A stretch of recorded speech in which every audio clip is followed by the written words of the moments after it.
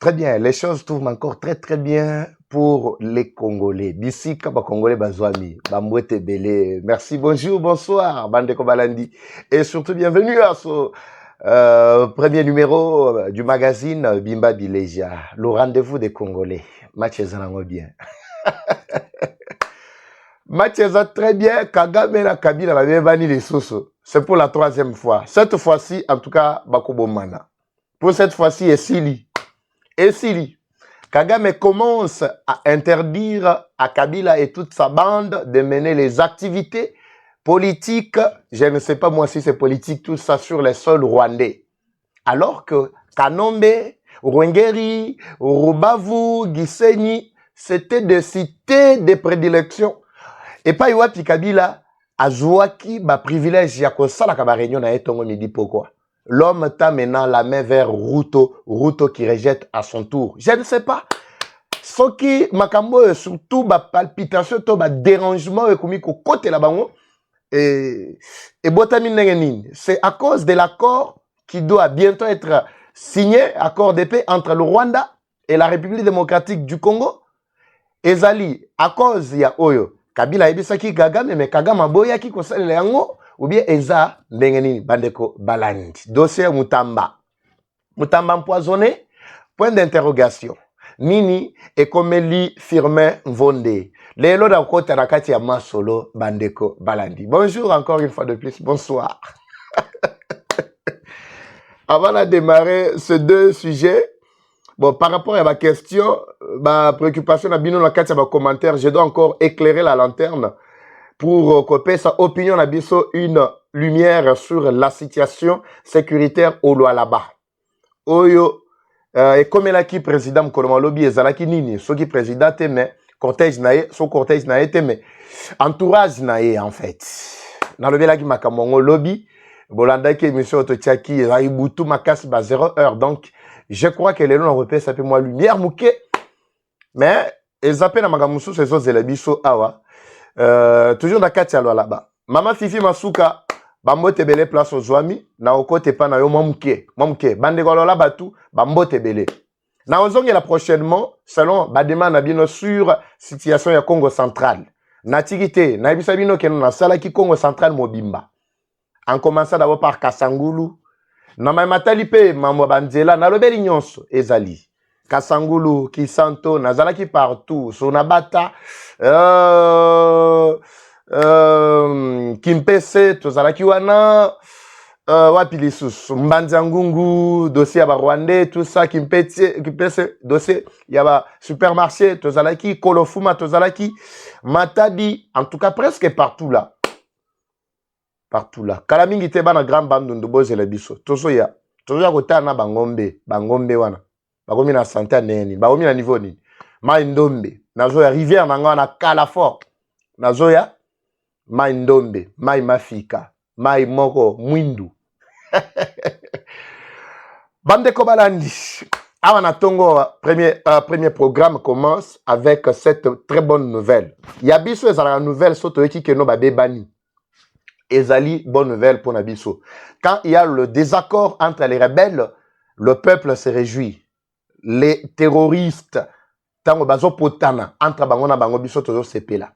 Selon ma source nangai, Kabila aurait demandé na Kagame de ne pas accepter de signer cet accord de paix entre Rwanda et République démocratique du Congo, attendu d'ici 3, 4 à 5 jours. Et Kozala na Maison Blanche en présence de Donald Trump, Yemoko, et toute son administration. Vieux Boulos n'a pas sur Bambo te place aux Ouami. Boulos. Matuninga Soki Herman Cohen Pagozala, n'a évité, c'est un ancien sénateur américain. Je ne sais pas, Soya Gozala, l'homme des barres révélations. A Ozala, pour cause ya Congo, Mutokota na Masoloana, Herman Cohen. Alors, Kabila Sengi, na Kagame a signé accord wana te. Kabila place aza. Azo telanga kanda mo ko sakana te. Kanda mo ko sakana. Monita o se kaboye. Kaba Congolais nem to ba yo ke sengo. Mais Kabila na bande na ye. Bon, Kabila Kanambe. To mesana da na kombo ba yebisa biso ya Kabila. Mais kana mingi te to mesana pena Kanambe parce que on vient de découvrir vraiment sa vraie identité. Malgré Abé Cholé.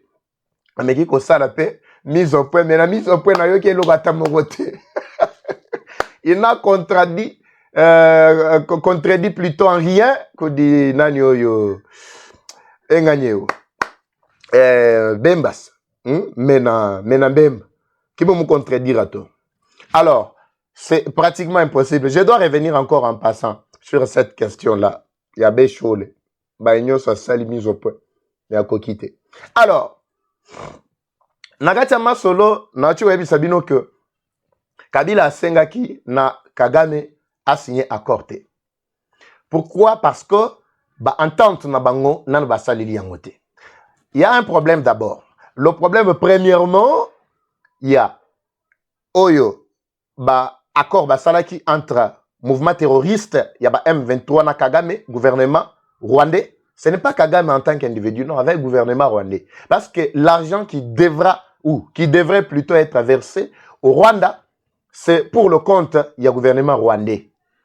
Ce que vous apprenez, Rwanda, moderniser ceci, cela, c'est comme ça que Rwanda vivait. Toutes les années qui viennent de se passer ici, c'était toujours le fonds que la RDC débloquait et donnait au Rwanda en raison des accords qui ont été signés d'abord avec Mzee Laurent Désiré Kabila, l'appui que le Rwanda aurait donné à la RDC pour chasser la dictature de Mobutu, soi-disant. Le pouvoir de Mobutu a été chassé en complicité avec bien d'autres Congolais qui se disaient des révolutionnaires comme aujourd'hui, mais qui étaient des rebelles et des terroristes qui ont pris le pouvoir par la force. Au bout de quelques années, ils ont été aussi éliminés. Otalaba pouvoir au besoin ya manduki ezalaga kakabongo. Alors, oyo balakana qui entre gouvernement rwandais na gouvernement nabiso na nzela ba rebelle oyo Mzee Laurent Désiré Kabila mbongo netikalaki on versait cet argent là continuellement au Rwanda. Et les accords ont été revus na RCD et comme on a lisusu na M23 CDNP et comme on a lisusu na M23.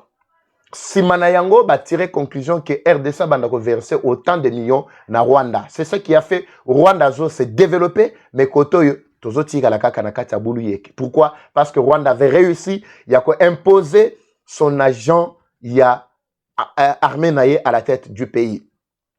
Alors, les mêmes accords ont été encore signés entre les M23 où il y a 2022 et Bandeli, Awaya Sika, Yabananga, na Kagame. Jusque-là, Kagame a dépensé déjà à la hauteur de 4,5 milliards. Dans le Belagayango, à plusieurs reprises, plusieurs fois.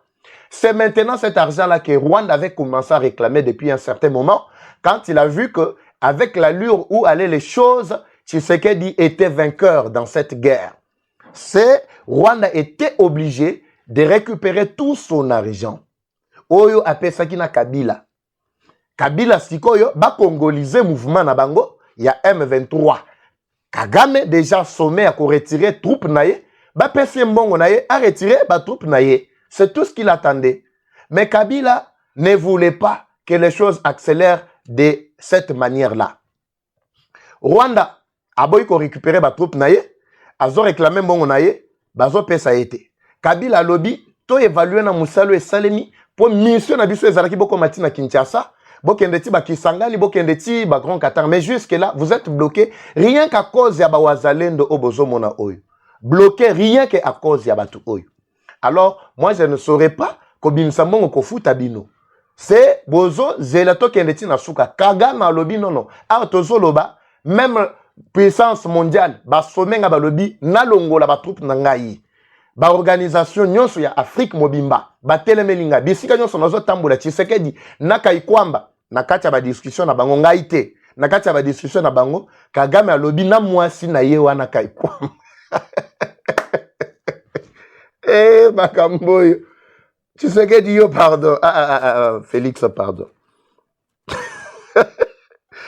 bandeko kaikwamba komi lisusu makambo nazo comprendre te ezaka makambo boyoki so boyoki ka mwasi moko asali ba prouesse kala mingi te bakoma babanda déjà ko traiter lisusu Vivi Masuka mwasi ya président Tina Salama mwasi ya président au juste boko attribuer président Basiboni bon mama Denise bo mona kaye tendoni bo pesa kaye titre wana te pona nini nyonso wana ezaka manipulation pona ko manipuler ba esprit faible. Kagame alobi abimisi maloba na kati ya ba discussion na bango. Abina mwana mwasi na ye wana diplomatie ndenge ba memeli partout où on passe, on ne comprend pas. C'est pour cette raison-là que Kagame avait tué l'ancien porte-parole naïe ou akofaki dernièrement, ce qui ndeko Olivier, si je ne me trompe pas, ou akofaki dernièrement. Il a bloqué même celui qui était leur représentant ambassadeur na bango na ONU. Pourquoi? Parce qu'il n'était pas à la hauteur yako sala vraiment face à face na Kaikwamba. Na ba scène diplomatique bisika zalaki kotambola. Kagame lobby nandenge Tshisekedi memeli makambo ezo simbate ata toke wapi parce que toza na kati ya ko s'isoler. Jusque là, isolement. La Belgique isolée, États-Unis isolé, a isolé plutôt bango na CAC côté ba fandaki bazalaki ya communauté tout ça bazal causer la présidence ba utu ko isolé bango lisusu na Union africaine ba isolé ba humilier bango sadek kutu kolobate presque partout. Na ba concert nyonso bisika nyonso o Kagame fallait à se faire entendre au niveau international. Tu sais que a koti à BBC. A BBC te mais à la kisi clarté lumière makambo ndenge za ko tambola. C'est ainsi que Kagame moni atala lui non vous n'avez pas la charge d'une nation lokola ngai. ABC Kabila. Awa tozolo ba awa match nyonso baby sur tous les plans. Alors pour être bisoto bima moi vainqueur na kati ya masolo wana esengeli bino botika na kati ya Congo bino botika la kosala face soit na Amérique wa koya ngana ko retirer ba troupe na ngai bino botika la kana ngambo na bino potango bozo kati ya bozo ya kosala ba activité na bino awa sur le sol rwandais. Ça crée déjà incompréhension na mitu ya Batouana abengi Batouana banani ba Tshisekedi bako acculer biso lisusu je ne sais pas ce qui sera suite na biso bomonaki principe ya accord de paix autosignaki le 26 avril ndenge zalaki et lobby clairement que muna mutu a respecter intégrité ya territoire naye sikoyo awa bolobi ke bobanda ko sala ba réunion awa tango ba américain bakoya pour ekozala un peu difficile pour bo avancer non lokola bolingi kotika te pour moi je suis obligé de retirer mes troupes ndenge na bandaki déjà lokola bino bozolinga bo continuer ko sala na bino bo sala mais sur les sols na bino ba congolais nga na sokoli mabo na nga na bimi na kati ya dossier Kabila lobi aboka bundeng benda bika bandeko la réunion continue et puis malheureusement pour moi j'ai appris avec un peu de retard avec un peu de retard. Il y a de cela 2 jours que la réunion a commencé. Pendant que c'est pourquoi je vous avais annoncé dernièrement, selon ma source, ils ont déjà un retrait na katia clandestinité. Ils ont katia kosalema na bazone nyonso où ils allaient occupés par les M23. Bandeko bazana bakote à Bunangana. Bamoni déjà renfort na Bunangana. Renfort ils ont katia kosalema. Bamituna. Ba militaire, na ba arsenal, tout ça. Bunangana, Rutshuru, Masisi, tout ça. Ce qui bosa na ba zone wana boko melebison na katia ba commentaire. Parce que vous ne pouvez pas découvrir ce que j'ai dit, mais vous êtes en train de voir au moins na misu ce qui se passe. Na misu bomoni, ba yebisbino ke za renfort. Eza renfort te. Bazo longola arsenal na bango o batiaki lokola QG na katia Goma. Bazo kimisango na ba intérieur pour être bazwanzela ya kokende na yango na Rwanda. C'est ce qui se passe.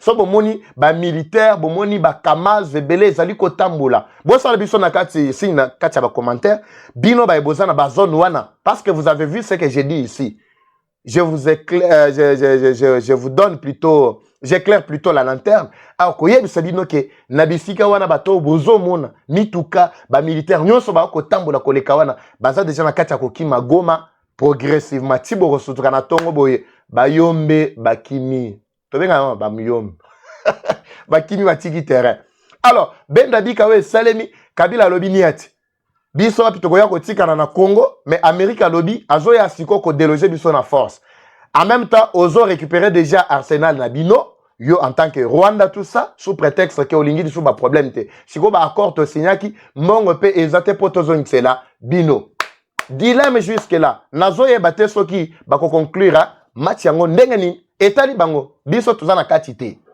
ba congolais to sepela place bisika to zwami to sepela to beta maboko makasi Rwanda étant souple lobby nazwaki batunanga awa nagenda ko tia bango kuna na Congo tozaki na assurance que non royaume Ima, empire Ima Nabiso et côté déjà en marche. Mais tu sais qu'il ne veut pas céder. Faut na longo la batu nangai.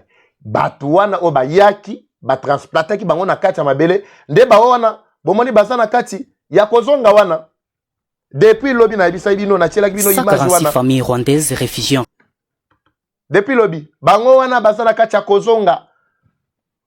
Bokozonga maboko, piokolo, piokolo, piokolo, piokolo. Bayaki mbango basali campagne, bazo yemba, mabele na biso ya sika, yango na biso to ye tout ça. Bango wana bakomi kozonga. Bakomi kozonga. Bakomi kozonga. Et sous l'escorte, la supervision des HCR, bah tout ça to yebi. Mais HCR ndem to facilita makamwana.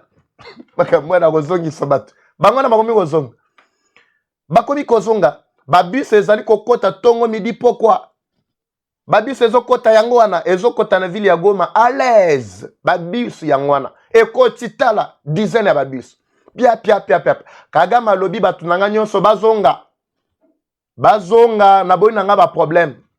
À quelques jours, il y a signature, il y a encore. Naboyi nanga ba problème. Amérique a pris acte. Nanzela HCR ou a payé déjà rapport que aza déjà na kati ya ko récupérer batunaye. Mais ba oyo bomoni na misu bazo récupérer ezande ba oyo ba civil. Siko na lukuta bazo ko bakana kokosa la bango. Gouverneur soi-disant bakosiye alobi service na ya nini ya communication balobi non c'était des anciens qui vivaient sur le sol congolais et qui sont rapatriés. Non rapatriement o ezana kacha ko salema ezabatu o bayaki pour occuper mabele. Ici c'est question là respect, il y a intégrité. Il y a territoire congolais. Tous les Rwandais et pas na bango. Bango na bakomi okende. Bango na bakomi okende. Nana moni bango te. Bango yeyo bakomi kokende. Bozo mona to bozo mona te. Tobisa bino que tous les Rwandais vont rentrer chez eux. Batu wana bayoka na kate bazaka na ta ya organisation te. Kabila, Nanga, Kanambe, ezaka ba intérêt na bango nde bazako welela. Bazaki nelo musute. Siko quand intérêt na bango eza menacé, tu sais que y a tie ba cadena partout. C'est alors que bomoni ke match balu ke komi na degré o e komi. Yango wana. Balongwa bango nyonso bakende bokende à l'aise. Bokende. Tozela bokende.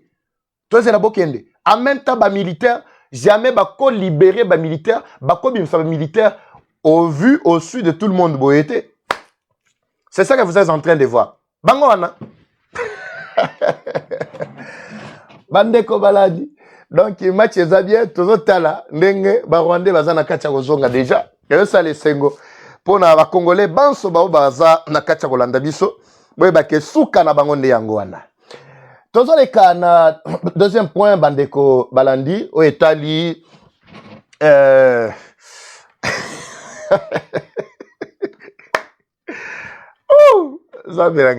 deuxième point au Italie dossier où il y a président là-bas. Effectivement, bon en fait, c'est ça le deuxième point parce que il y a Mutamba, je pense que je pourrais plutôt en parler dans le deuxième numéro. Mais bon permettre na pesaka mo lumière musumke na matali dossier président na katsalo là-bas et puis je reviendrai dans le prochain numéro, deuxième numéro, si Dieu nous prête vie, pour nous repasser nos détails. Le deuxième point, il y a dossier, il y a Mutamba, et plutôt il y a président Tshisekedi. D'abord, je commence par préciser ici que le chef de l'État est en très bonne santé. Santé de fer. Malgré l'objectif à Kendelaki, Kolezi, Lualaba, Bisoto Yebi Yango, vraiment, te na kacha muzindo. Mais Oto Yebi Kaya Misu, Oe Lobami, na Otozo Yebi Sabatunyoso, ils allaient qui pour nous lancer conférence au 12e conférence au Yabajuba gouverneur ya Congo Mobimba ezalaka moment moko apesa ka bango ba orientation mo boye apesa bango ba ligne de conduite a évaluer ka bango pour koyeba ndenge basa ko travailler. Tous les 26 gouverneurs, il y a 26 provinces nabiso bazali présents. Donc c'est-à-dire a wape ba orientation asikezo pesa mela na ba gouverneur ya Goma na gouverneur pe et plutôt ya Nord Kivu na Sud Kivu bazape na kati ya masolo nyonso wana. Au-delà de ça, ils ont un bâtiment au chef de l'État, il fallait inaugurer. Tout le monde va bien. Au Fifi Masuka, l'élève Yafati, que nous aidons ici. Si on a sali ma révélation accablante ici, na Lualaba, c'est pour éveiller la conscience ya maman Fifi Masuka. Oui. Pourquoi? Parce que Zana Makamusu son a lobaka awa. Bazwaka yango sérieux te. Mais bazana kacha omona bilembo awa. Mais tant na lobaka yango bato balibini. Papa va me okomo attaquer na maman Masuka et boy na boy. Maman Masuka wana omoni teka no asali quand même musala kitoko tout ça. Moi je n'ai jamais nié musala kitoko au maman Masuka azako sala. Gouverneur Nabiso, la femme parmi 26 Abimi Yemoko. Moi si. Oui oui, je suis fier d'elle, ça il faut l'avouer. Contrairement naba oyo ba sala biso ba aventure na Kasai oriental, na Mbujimai. Ba aventurier vraiment de mauvais goût. Na Kasai oriental, les aventuriers. Les aventuriers. Oui, aventuriers zanim. Muto sala ba aventure. Ba sali ba aventure. To bana ina maweja. Après bango moko na ba député, ba destitué. Maweja baye ba remplacer na mama oyo azalaki wana longa muswamba. Longa muswamba tikali mikolo élection salemi baye kolongola ye ba chema chabiji, kabeyama chabiji. Kabeyama chabiji aye pe na ba dictature na ye non technocrate, bureaucrate bona bo tout ça. Mikolo mike ba kangie muyibi alongwe. Atike loko atamoko te. En commençant d'abord par Maweja. Maweja azalaki kolobata zo bomba mbongo na kacha banque. To komi na moment ya Machabiji, longa muswamba kutu, longa muswamba loko asala ezaka ko clôturer gouvernorat. Sobo kena Mbujimai, bon mona gouvernorat, clôture o atio ya mabende wa nesili. Ndelo asala ya ngwana. Longa muswamba longwe, Machabiji ya kozonga. Machabiji kutu, ye nakolo ata hangar moko ya pamba o atikate. Bakange muyibi akei. Oyo chindonda na ende aye atikali, mama wana nani kombo na nani Kalenga pe ayeko kende Musadi Kankonde azongi Musadi Kankonde basali remise reprise na Mbwebwe Kapo atozolo ba Mbwebwe Kapo bakangie muyibi alongwe ebele déjà poste tikali polele tumoko ze bisaka sekata komate papa eva cha mutu place wana ala ko cha mutu place ba mibite na ko cha mutu place ba mibite mais botala na kacha lwalaba. Depuis aventurier moko ya Muyeja Kenda, o azalaki adjointe na ye Fifi Masuka ndem to azati lelo. Ba renouveler ye confiance. Ba latise na ba peti asika. Tokumisa et tokumisa te. Mais elembo yangwana. Na ba province nyonso unique mwasi, unique gouverneur atikali ya Salimir ezaka Fifi Masuka. Eza ma apologie te me bat nyonso ba yebi. C'est vrai qu'elle gagne aussi. Azape na ba copie na ye en tant que reine de Lualaba. Oui, Tokombo yate azana ba copie na ye. Place pe aller laka. Mais Azo Sala quand même, on voit qu'elle travaille. Atozolo bana Kasa oriental, gouverneur Azate. Totika na adjoint de Azape na nini wana. Kayembe Moulemena. De Azape na conférence wana ba gouverneur na kacha Lualaba. Na mona ki ndenga za ko inspecter pe ba travaux azo mona biloko Fifi asali inspiré. Totale malem. Ce n'est pas ça mon sujet. Je vais revenir sur ça. Namoni batebele ba komiko Matiamuso a ebisinga papa va mena yoki keno Jean-Paul Mboma linga chamutu na ebite. Na solina Jean-Paul Mboma te mais na ngomeka po na za na numéro na ete. Na ngomeka so na su numéro na so boza na ngo botindela nga yango. Na ngomeka na tu na e. So mam na yoki eza soloto eza lukuta na ebite. Soki alinga chamutu eza na makambo photos wa pe ba responsabilité moko boye to banda ko telemela makambo eza ko zongisa ba province na biso na sima. Alors, ce n'était pas ça mon sujet. J'étais en train de parler Bandeko Balandi, Namamatali, dossier Oyo, ya Fifi Masuka. Nakati ya Lualaba. Malgré tout ce que Fifi Masuka sali ya kitoko to sepeli na yango. Mes questions Oya insécurité, elles ont éradiqué à 100%. J'étais dans le Grand Katanga. Il y a des postes d'insécurité partout. J'avais dénoncé sur une formation militaire qui s'effectuait dans le barrage électrique Yandilo. Nous sommes à Kolwezi, na Lualaba. Je ne sais pas, quand j'avais dénoncé ça, le gouvernement provincial avait pris des mesures ou pas. Pour n'ameka ki kotuna bakondi au niveau national, le gouvernement national koyeba, est-ce que côté à barrage Andilo wana, il y a un centre de formation militaire? Ba biso ngana ezalité. N'ameki ko kote en contact avec le général Edi Kapend, malheureusement je ne l'ai pas eu. J'étais toujours en train de tenter. Mais j'ai posé des questions koyeba. Ce qui c'était une formation, il y a des miliciens.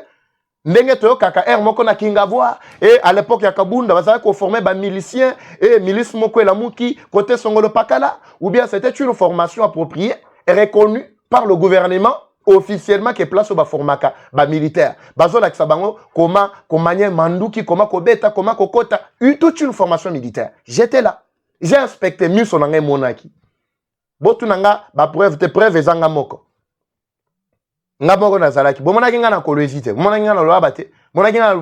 J'étais là. J'avais dénoncé poste d'insécurité côté à Luilou. Je ne sais pas si côté à Luilou, parce que je considère que Luilou, l'école a une cité à part. L'école à Luilou est à plus de 15 voire 20 km de la ville ya Kolwezi. C'est comme si Luilou est commis ville à part. Non, non. Luilou est à Katia Kolwezi en fait. Ezaka moi séparation amuke kande tozalaka et on a le baneti Kinshasa na Maluku, c'est tout.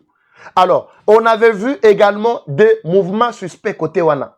Et surtout que courant côté kuna ezalaka moi mobulu, éclairage public ezalaka te, ba kanselaka batu ya lui luté, sécurité ezalaka ya bongo bongo, so okotambola bo po mona souci tate la police c'est tout un problème. C'est comme si babouaki ici côté wana, mais bazalaki ko constituer ba quartier généraux. Il y a des miliciens moussous. J'avais dénoncé Tozana Mitouaba. Mitouaba, nous sommes déjà dans Okatanga, si je ne me trompe pas, nous ne sommes plus dans Lualaba. Mitouaba, Tozana Lualaba, to Katanga ou bien Tanganyika. So na bungi, na katia commentaire. Na Mitouaba kuna ndenge moko. J'avais parlé de Benachadji. Nous sommes à 45 km, il y a territoire, il y a Congolo. Et pas yuapi kutu, eza kutu, réunion et ça les makana Congo le centre. Na territoire Congo, nous sommes dans le Tanganyika. Bisika, nini et ça les maka, réunion na bango et ça les maka. Ba Rwandais, ba komisa be na Tchad, ba bengango Rwanda 2. Maso na bango. Heureusement, dernièrement, ba waza na biso, ba kotaka kuna, ba botola kutu bangombe. Oye, pesa ka bango privilège à kolobake no toko boko na bangombe. J'avais dénoncé sur ma camion soana. Mais les trois gouverneurs, il y a Grand Katanga, ne voulait pas prendre ça au sérieux. Ça devient de trop une zone en pleine menace na miliciens Oyo, Katakatanga, Gédéon Kyungu, Oyo ya John Numbi, Oyo ya Katumbi, Batunyo Sowana. Et naba Oyo bazako mi benga Junafek. Bisotan on te yeba makambu ya Unafek, naba Junafek, ba jeune ya Unafek, il prenait ba valeur. Il ne prenait pas Oyo babuzo batokomi comme na lelo. Ou bien, ils ont infiltré, mais ils continuent à combien Junafek, je ne sais pas. Junafek, ce sont des jeunes de Unafek. Unafek, oh, il y a Baba Kyungu. Même avant sa mort, Baba Kyungu a tikeli bango testament, il y a qu'au vivre ensemble na Kenya. A tikeli bango l'unique président de la République, Félix Tshisekedi. Ça, c'est Maloba ya Baba Kyungu avant Akufa. Non, na ebi angote. Alors, oh, lelo, komi ko s'infiltrer, koko sa ke basé à Junafek. C'est ainsi que Nazo tiré attention pe ya bandeko oyo ya Junafek. Ba fongola misu. Ta mususu bazo kota, bazo bebi sa kombo ya Junafek na babuzo na bango ba na kati ya kosala. Mais vous devez tirer beaucoup plus attention na kati wana pour être structure na bino et lata nini ya mabe wana te. Ezaka lokola ba olelo milice mo elamuki que non force du progrès. Tant nozo landela parmi ba force ezalaki ko pesa makasi na UDPS quand on parlait de la force du progrès, ce n'est pas autre komi komo na lelo. Oyo bato bakomi komi benga force du progrès bazo sokolate bakutani quelque part bafandi bazo lia baza basi batiki basondoli basi bazo lamba place wana salité bazo sokolate bilambango salité bazo babino biso to mifuta biso moko toza bato na biso toza ba combattre UDPS tozanga misala bafali bako occupé moi lupango mobimba bango na bango mibali na basi pe bazawana vi moko ka ya bakuluna bazo torturer bato na kati ya ce sont des kuluna mais baye ko s'infiltrer soi-disant na force du progrès bakomi ko sala bato mabe bango wana babe ti tata bato ka basela wampanga babomiye mais na kombo ya force du progrès na yebite force du progrès on attend ekelamaki po eza na misala ya boye ou bien bango moko bazo permettre que ba infiltrer ba kokota na kati ya structure na bango ba bebisa réputation ya structure na bango. Force du progrès, ce n'était pas une milice. Moi j'ai l'historique, il y a création de force du progrès. Et ça, le coup, la bateau va créer une structure rebelle au sein de l'UDPS. Et Parlement debout, et Bisso, Banaboye, et JUDPS, jeune de l'UDPS. C'est comme ça. Nous sommes pour appuyer le combat de Etienne Tshisekedi. Mais comment Etienne Tshisekedi ça va y bomate? Mais ce qui vous constater, Bino Bandeko, il y a force du progrès. Vous constatez que comme il a battu Moko, Bazali komi benga force du progrès, mais tout en causant ba acte, Ezali ko honorer mémoire de Etienne Tshisekedi. Mais vous devez dénoncer. Si vous dénoncez, c'est-à-dire que vous êtes complice. C'est-à-dire que le mouvement de Moutou Ezana Kacha Kosala Makambouana. Alors, Ezana Bakuruna, infiltré, il y a Kabila, Katumbi, Gédéon Kyungu, Batouana, Bazokoti, Sanakacha, structure sérieuse, justement pour que sa réputation à structure Wana. Je parle du Lualaba. Force du progrès, c'était toujours en passant. Parce que force du gré, Zagana Kinshasa, c'est zappé partout. Dernièrement, j'avais dénoncé dans le centre-ville, il y a Lubumbashi. Jour mon gars na télémi dans le centre-ville, na hausse de la transport, na kende, place Nazaraki logé. Effectivement, na yo qui mouvement moko bizarre. La population en trouble. Le coup la transport est là qui passe en plein centre-ville. Mais Kiabou la zawa na gouverneur. Onyo son azolo ba gouverneur bazali, ba fifi masuka bazali. Oyo mususu oya Tanganyika bazali. Bande ko balandi. C'est pourquoi cette zone-là, nous ne voulons pas que la zone est comme la zone qui a menace tongo midi pourquoi non. Oh, et ça, les mecs qui me collent ça fait partie, il y a pas besoin de dénoncer tongo midi pourquoi. Un ami parmi Kaba service, il y a renseignement, a tenu là un message il y a de cela 2 semaines pour m'avertir sur voyage au chef de l'État. Abi papa, il va bon le belango mingi. Toujours mon nécessité au chef de l'État, je ne sais pas kunate. Mais ce service décide que Akende. J'ai fait partie à Bateau Balobaka plusieurs reprises ici. Et ça m'a sous total. Est-ce que bon, et cause en ango bien. Le go baïbi singa que non, papa va moniter que non, c'était important, faut que le chef de l'État a lancé Misalawana, il y a Nini, il y a ba gouverneur et Salema pour que nous allons la situation tout ça. Oui, c'est bien, chef de l'État il faut à lancer. Et inauguration, Makambo Fifi Azana Kacha Kosala, et ça gouvernement central, et ça la province, il faut qu'un chef de l'État Yemoko aya Kosala. Oui, c'est bien, vous avez raison. Chef de l'État aya Abamona Kazo Sala.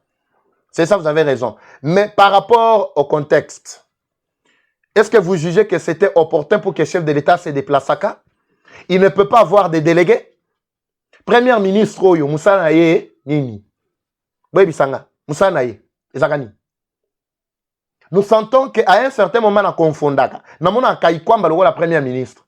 Na confondaka, na mona. Et ça, na batu mususu, depuis bazana kati ya ba gouvernement oyo. Na mona ka neti mayobo sur mayobo. Neti ministre oya ya jeunesse. Mama wana. Kombo na kutu na ebagate. Mais alela qui excellence awa. Qui excellence. Et en déplace wana. Mais jeunesse, c'est la future, la force du futur. Jeunesse. Mais on ne sait rien. Namaïman Sotoyoki, agression, tout ça, jeunesse. Rien. Aucune initiative. Improductive, totale improductive. Et l'autre côté, ministre, oh, y a jeunesse. Nazolobe la jeunesse pour ngape naza jeune. Nous devons être fiers d'avoir un ministre, oh, à la hauteur. Qui correspondre à la désidérata. Mais ils sont jeune, oh, bazo mérité poste wana. Ils ont que non, en côté là-bas, on jeune.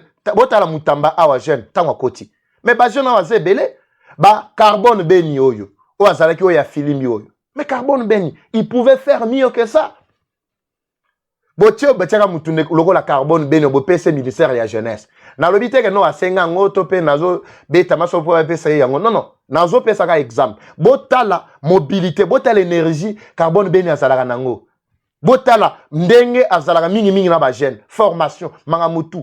Vous ne voyez pas que non, la jeunesse pouvait prendre une autre allure. Ce pays pouvait prendre une autre allure. Mutamba, la justice, carbone beni, la jeunesse, sous-sonani, jeune onani, sous-sonani, kombe kimi, na communication. Vous ne voyez pas que non, ce pays pouvait prendre une autre ampleur. Mais bozu bato, improductif ou bochewana. Premier ministre, n'a évité. Au contraire, Moussa Nabango, Ezakaka, excellence. Bazo Lukaka, Lokumukaka. C'est tout. C'est tout. Alors, Premier ministre pouvait s'occuper, Yamaka Moussousou, qu'on visiter. C'est tout à fait normal. qu'on inaugurait Babiloko au nom du chef de l'État. Ça pouvait passer. Le chef de l'État, Namini Choyo, a notre précieux cadeau au Esengeli, Tobate la Makasi. Chef de l'État, Bozo Monawana. Bon, mon araye, le rôle Mouninga na binote. Namini Choyo, tu sais que de Bozo Monawana. Ça cause, tu sais que ce pays est en train de prendre une autre ampleur, une autre allure. N'a pas bino que Kalamingite, et ça la douleur d'enfantement, le Congo va naître de nouveau. Nous devons tout faire. N'a pas tout le monde va démentir l'information. Non, il y a des agents du Rwanda qui sont en train de donner des fausses informations que non, le chef de l'État a été tenté là-bas, ceci, cela. C'est du mensonge tout ça. Au contraire, c'est vous qui êtes agent, il y a Rwanda. Vous qui relayez ce genre d'informations.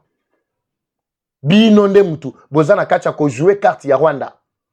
Vous êtes en train d'endormir le peuple. Non, les services sont déjà éveillés par nous. Et miso biso to salaka ezalaka yako éveiller conscience na biso. Ki patriotisme na biso et la muka. Bande ko balandi natiki bino. Ngala bino tokotani na prochain numéro Eva Patrick, Eva Chou, Oya Bawaza Chou. La patrie ou la mort, nous vaincrons. C'est parti. Bye.